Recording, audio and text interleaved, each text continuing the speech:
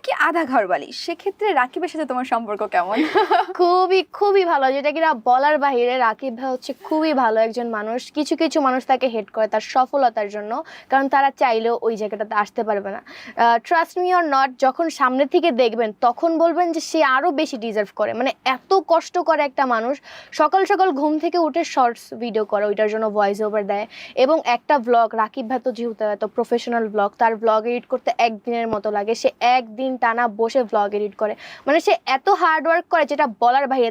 আমি অনেক বেশি অলস ছিলাম। আমার বোনকে এবং আমার জিজুকে দেখে আমার মনে হয় যে না, এরা যদি এত কষ্ট করতে পারে তাহলে আমি কেন পারবো না। এর জন্য আমি এখন একটু ঠিক হয়েছি, আস্তে আস্তে ঠিক হওয়ার চেষ্টা করতেছি, তাদের থেকে অনেক কিছু শিখতেছি। বাট রাকিব ভাইয়া অনেক কষ্ট করে এবং সে মানুষ হিসাবে খুব খুবই খুবই ভালো, যেটা কিনা বলে শেষ করতে পারবো না। অনেকে হয়তো ভাববে এখন আমি শালি দেখে প্রশংসা করতেছি, বাট মিথ্যা কথা বলে আমার কোনো লাভ আছে? সে যদি খারাপ হইতো আমি তো তার ব্যাপারে কিছুই বলতাম না। অবশ্যই সে এরকম কোনো কিছু করে বলেই আমি বলতেছি। তো আমি মনে করবো সে হচ্ছে বেস্ট জিজু ইন দ্য ওয়ার্ল্ড।